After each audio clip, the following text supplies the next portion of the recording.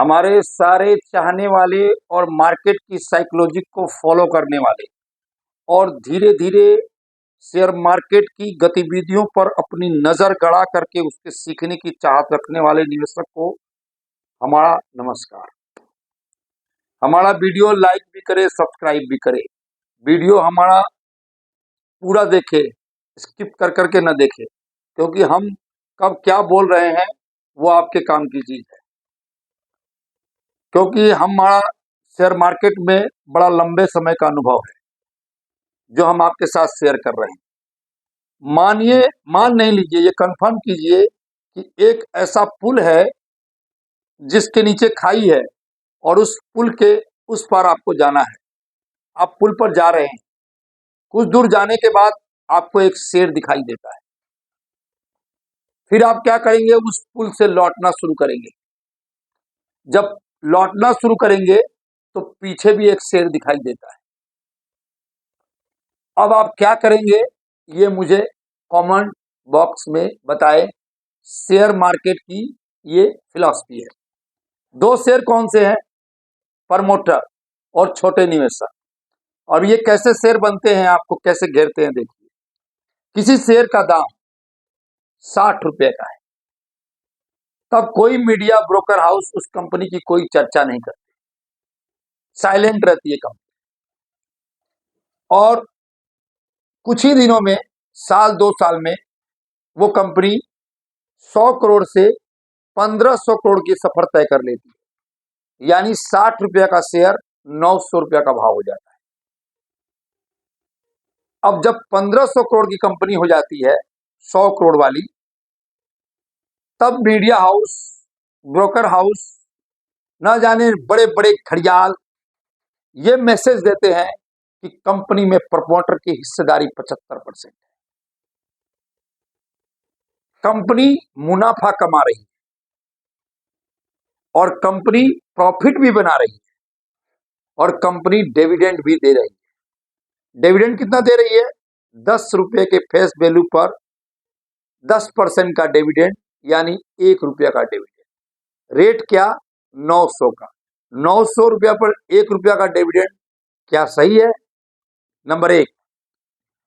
Profit और sales 2 सालों में 25% से ज्यादा नहीं बढ़ता। धीरे धीरे कंपनी का 25% प्रॉफिट बढ़ता है, 25% सेल्स बढ़ती है। यानी कोई कंपनी साल में 15 करोड़ कमा रही है तो वो 18 करोड़ कमाना शुरू कर देती है।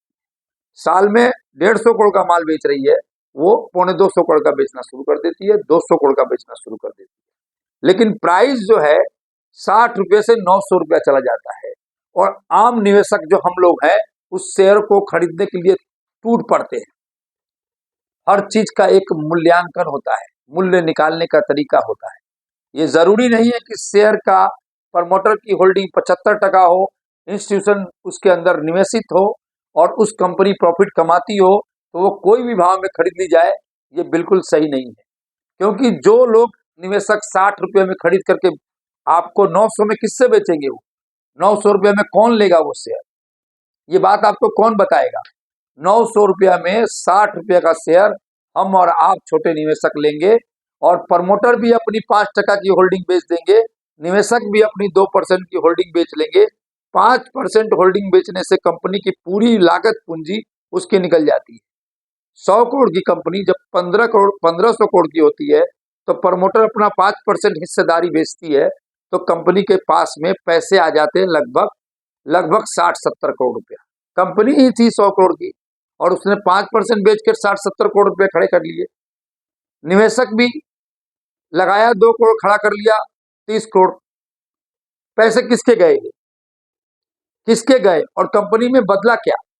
कंपनी में बदली सेल 20 से 25% बढ़ी और प्रॉफिट 20 से 25% बढ़ा, और वो भी रेट बढ़ने की वजह से सेल्स बढ़ी।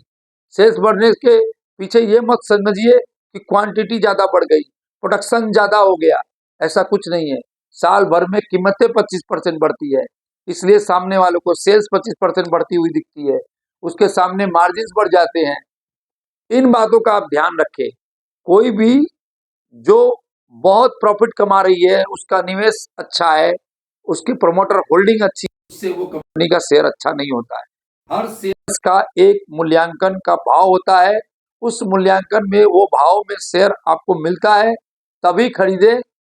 कोई भी चीज कितनी भी महंगी खरीद ले, सिर्फ यह सुन करके कि उसकी प्रमोटर की होल्डिंग अच्छी है, वो डिविडेंड देती है और वो प्रॉफिट कमाती है, उसकी सेल बढ़ रही है, ये उसका मूल्यांकन का पैमाना नहीं है। इस बात पर विचार करें और सीखें रेट निकालना। वाजिब रेट कंपनी की कितनी होती है, जब रेट उसकी निकले और आपकी रेट में आवे तभी बाई करें। ध्यान रहे। नमस्कार।